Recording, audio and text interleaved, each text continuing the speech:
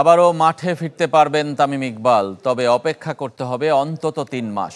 মৃত্যুর দুয়ার থেকে তার ফিরে আসাকে অলৌকিক বলছেন চিকিৎসকরা।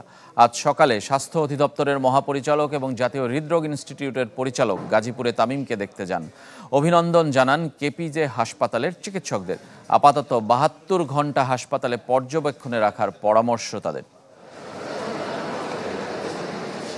মৃত্যুর দুয়ার থেকে তামিম ইকবালকে বাঁচিয়ে তোলায় কেপিজে হাসপাতাল ও তাদের দক্ষ চিকিৎসকরা দেশ জুড়ে আলোচনার কেন্দ্রে।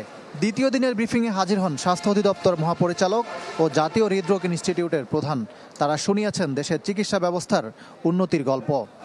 বিশ্বমানের থার্মিক্স রড, সালাম স্টিল থার্মিক্স, দেশের একমাত্র থার্মিক্স রড। তবে আপাতত তামিম ইকবালের সবশেষ অবস্থা জানতেই সবার আগ্রহ। কেপিজে হাসপাতালে ভর্তির শুরু থেকে ৭২ ঘন্টা রাখার পক্ষে চিকিৎসকরা।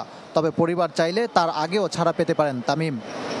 আপনাদের সবার দোয়ায় এবং আল্লাহর রহমতে উনি আমাদের মধ্যে ভালোভাবে আছেন। ইনশাল্লাহ আমরা ওনাকে সুস্থভাবে এখান থেকে ডিসচার্জ করতে পারবো। তারপর ওনাদের পারিবারিক সিদ্ধান্তকে শ্রদ্ধা জানিয়ে ওনারা যেভাবে আমাদেরকে বলবেন আমরা সেভাবেই ওনাদেরকে কোঅপারেট করব।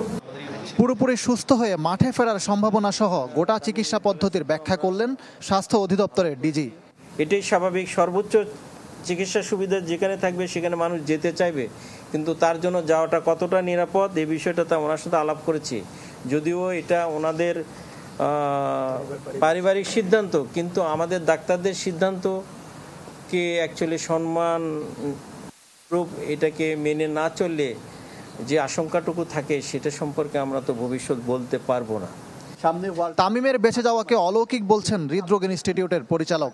ব্যতিক্রমী ঘটনা হয়ে থাকবে বলে মনে করেন তিনি। 10 মিনিট আগে 32 মিনিটের মতো তাকে কার্ডিয়াক মেসেজ দিতে হয়েছে। সেখান থেকে উঠে আসা সৌভাগ্য সবসময় হয় না।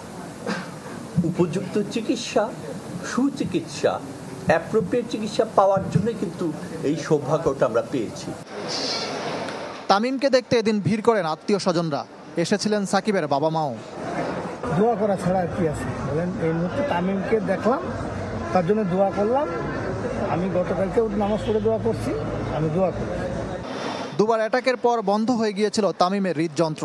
সিপিআরে শেষ রক্ষা হয়। দেশের অনেক মানুষই এমন পরিস্থিতির শিকার হন। তাদের জন্য পরামর্শ দিয়েছেন শীর্ষ চিকিৎসকরা। ইকরাম হোসাইন, চ্যানেল 24, গাজীপুর।